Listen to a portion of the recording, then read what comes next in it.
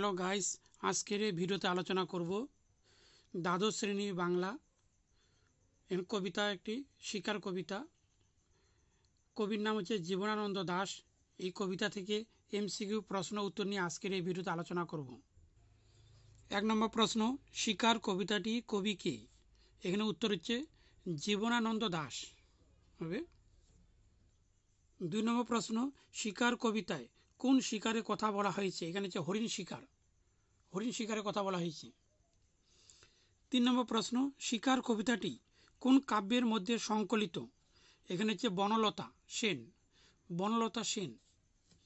4 নম্বর, শিকার কবিতায় যে সময়ের কথা বলা হয়েছে, এখানে হচ্ছে শীতের ভোরের সময় এখানে কথা বলা হয়েছে। 5 নম্বর প্রশ্ন, শিকার কবিতা আকাশের রং, এখানে হচ্ছে উত্তর হবে ঘাস ফড়িঙ্গের দেহের মতো কোমল নীল।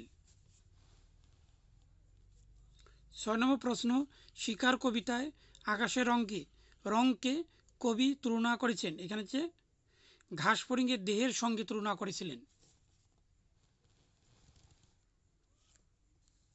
7 নম্বর প্রশ্ন, ঘাস ফড়িঙ্গের দেহের মতো নীল, এখানে হচ্ছে আকাশের রং। 8 নম্বর প্রশ্ন, কবির মতে টিয়া পাখির পালকের মতো সবুজ, এখানে হচ্ছে পেয়ারা ও নোনা গাছের রং। 9 নম্বর প্রশ্ন, আকাশের রং কি রকম কমল নীল? এখানে হচ্ছে ঘাস ফড়িঙ্গের দেহের মতো কমল নীল হবে আকাশের রং। 10 নম্বর প্রশ্ন, শিকার কবিতায় চারিদিকে বলা হয়েছে পেয়ারা ও ড্যাশ গাছের রং, এখানে নোনা গাছ হবে, পেয়ারা ও নোনা গাছ। এখানে 11 নম্বর প্রশ্ন, পেয়ারা ও নোনা গাছের, এখানে উত্তর হবে টিয়ার পালকের মতো সবুজ।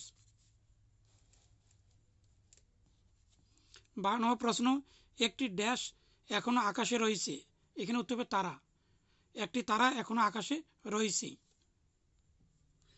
13 নম্বর প্রশ্ন, একটি তারা এখনো আকাশে রয়েছে, এখনো আসলে কখন? এখানে হচ্ছে ভোরবেলায় এখানে আকাশে তারা রয়েছে। 14 নম্বর প্রশ্ন, একটি তারা এখনো রয়েছে, এখানে উত্তর হবে আকাশে একটি তারা এখনো রয়েছে। 15 নম্বর প্রশ্ন, আকাশে একটি তারা পাড়া গায়ে বাসর ঘরে, এখানে উত্তর হবে গোধূলি মোদির মেয়েটির মতো। 16 নম্বর প্রশ্ন, গোধূলি মোদির মেয়েটি ছিল পাড়াগার, এখানে হচ্ছে বাসর ঘরে, উত্তর হবে বাসর ঘরে। 17 নম্বর প্রশ্ন, গোধূলি মোদির মেয়েটি সেই সময় ছিল, এখানে উত্তর হবে খ পাড়া গায়ে বাসর ঘরে। 18 নম্বর প্রশ্ন, মিশরের মানুষই কবি নীল মদের গ্লাসে রেখেছিল, এখানে হচ্ছে মুক্তা। 19 নম্বর প্রশ্ন, 1000 বছর আগে এক রাতে বুকের থেকে মুক্তা তুলে মদের গ্লাসে রেখেছিল, এখানে উত্তর হবে মিশরের মানুষই। 20 নম্বর প্রশ্ন, হাজার হাজার বছর আগে আকাশে একটি তারা জ্বলেছিল, এখানে উত্তর হবে এক রাতে জ্বলেছিল হাজার হাজার বছর আগে। 21 নম্বর প্রশ্ন, দেশওয়ালিরা মাঠে আগুন জ্বেলেছে শুকনো অশ্বত্থ পাতায় আগুন জ্বেলেছিল।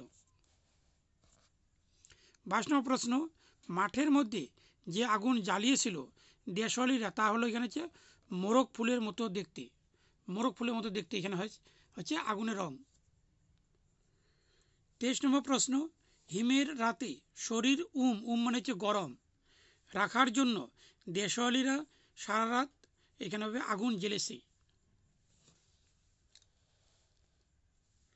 24 নম্বর প্রশ্ন, সারা রাত মাঠে এখানে আগুন জ্বেলেছে, কারা আগুন জ্বেলেছে?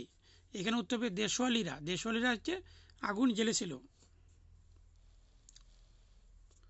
25 নম্বর প্রশ্ন, শিকার কবিতায় যে লাল আগুনের কথা বলা হয়েছে, এখানে উত্তর হবে ক মোরগ ফুলের মতো।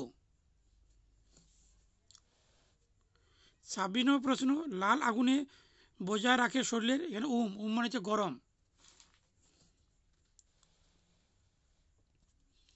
27 নম্বর প্রশ্ন, শিকার কবিতায় অশ্বত্থ পাতা আগুন জ্বেলেছিল, এখানে আগুন জ্বেলেছিল দেশওয়ালিরা, দেশওয়ালিরা হচ্ছে আগুন জ্বেলেছিল।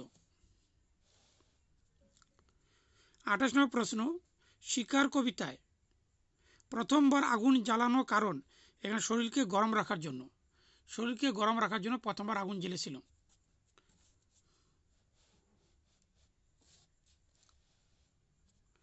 29 নম্বর প্রশ্ন, সূর্যের আলোয় তার রং কুমকুমের মতো নেই আর, এখানে তার রং কিসের মতো হয়ে গেল, এখানে হচ্ছে উত্তর হবে রোগা শালিকের হৃদয়ের বিবর্ণ ইচ্ছার মতো। 30 নম্বর প্রশ্ন, সূর্যের আলোয় তার রং কুসুমের মতো নেই আর, এখানে কুমকুম হবে, কার রং নেই, এখানে হচ্ছে দেশওয়ালিদের জ্বালানো আগুনের রং। 31 নম্বর প্রশ্ন, সূর্যের আলোয় তার রং এই যে কুসুমের মতো, এখানে নেই আর। 32 নম্বর প্রশ্ন, রোগা শালিকের হৃদয়ের বিবর্ণ ইচ্ছার মতো, এখানে হচ্ছে দেশওয়ালিদের জ্বালানো আগুনের রং।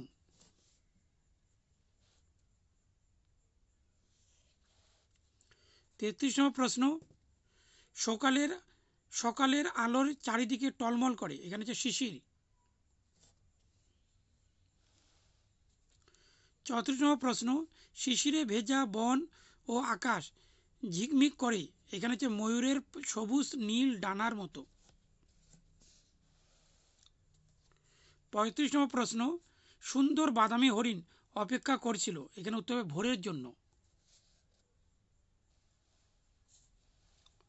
36 নম্বর প্রশ্ন, শিকার কবিতায় সারা রাত ধরে হরিণটি ঘুরেছিল, এখানে উত্তর হবে অর্জুন আর সুন্দরী বনে। 37 নম্বর প্রশ্ন, হরিণটি কখন জল খেতে নেমেছিল, এখানে হচ্ছে ভোরে।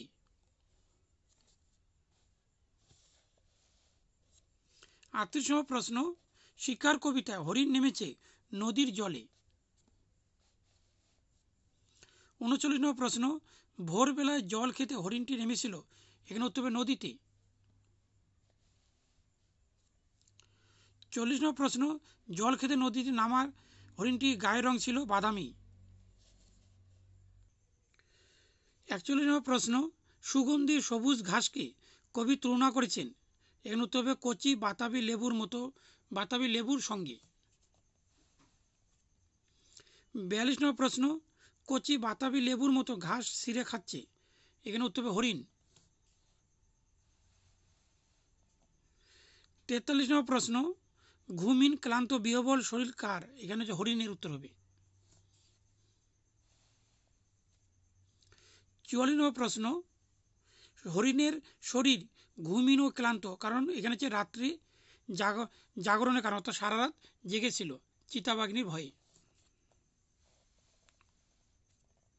45 নম্বর প্রশ্ন, নদীর তীক্ষ্ণ শীতল ঢেউয়ে নামলো, এখানে হরিণ, এখানে তীক্ষ্ণ উচ্চারণ হবে হরিণ, এখানে উত্তর হবে।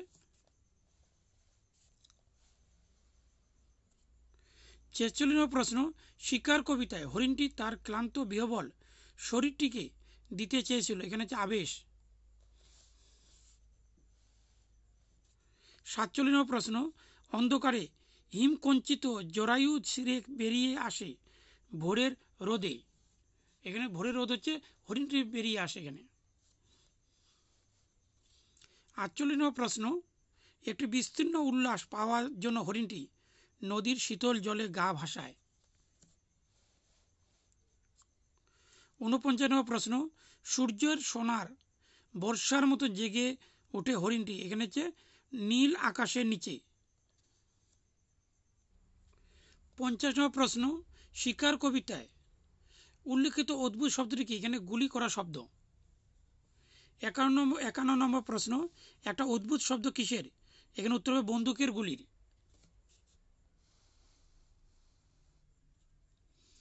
52 নম্বর প্রশ্ন, হরিণ শিকারের পর নদীর জলের রং হয়, এখানে হচ্ছে উত্তর হবে মস্কা ফুলের মতো লাল। 53 নম্বর প্রশ্ন, নদীর জল ড্যাশ পাপড়ির মতো লাল, এখানে হচ্ছে মস্কা ফুলের মতো। 54 নম্বর প্রশ্ন, নদীর জলের রং লাল হয়ে গিয়েছিল, এখানে হচ্ছে মস্কা ফুলের মতো।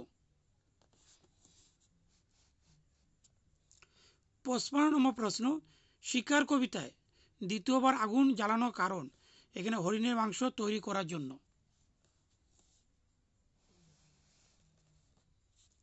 56 নম্বর প্রশ্ন, নক্ষত্রের নিচের ঘাসের বিছানায় বসেছিল, এখানে উত্তর হবে টেরিকাটা মানুষেরা। 57 নম্বর প্রশ্ন, ঘাসের বিছানায় ছিল নক্ষত্রের নিচে। 58 নম্বর প্রশ্ন, ঘাসের বিছানায় বসে থাকা মানুষেরা, এখানে উত্তর হবে হরিণ শিকারী।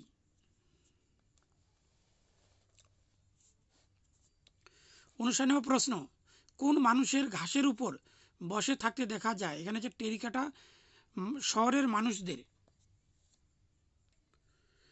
60 নম্বর প্রশ্ন, শহরের মানুষদের পাশে কি পড়ে আছে, এখানে হচ্ছে বন্দুক। 61 নম্বর প্রশ্ন, শিকার কবিতায় বন্দুকগুলি পড়ে আছে যেমন এই যে নিস্পন্দ নিরপরাধভাবে। 62 নম্বর প্রশ্ন, সিগারেটের ধোঁয়া উড়িয়েছিল, এখানে যে শিকারীরা। 63 নম্বর প্রশ্ন, শিকারীদের মাথার চুলে ছিল টেরিকাটা। 64 নম্বর প্রশ্ন, হরিণ শিকারীদের হাতে ছিল বন্দুক।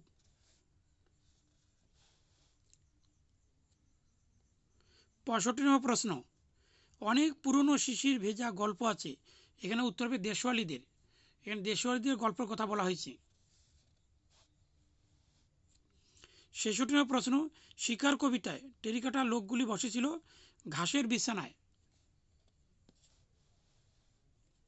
67 নম্বর প্রশ্ন, শিকার কবিতায় সিগারেটের জ্বলছিল, এখানে হচ্ছে টেরিকাটা মানুষগুলির মুখে। 68 নম্বর প্রশ্ন, শিকার কবিতায় যে ঘুমের কথা বলা, যেখানে নিস্পন্দ নিরপরাধ ঘুম।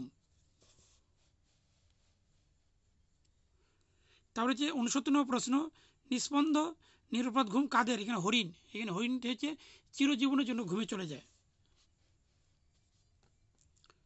এখানে শিকার কবিতা যে আছে, এখানে হচ্ছে 37 অর্থাৎ 37টি। 70 নম্বর প্রশ্ন, ভিডিওটি যদি ভালো লাগে তাহলে লাইক দাও, আর আমার চ্যানেলে নতুন হলে চ্যানেলটিকে সাবস্ক্রাইব করো, আর পাশের বেল আইকনটি প্রেস করে দাও।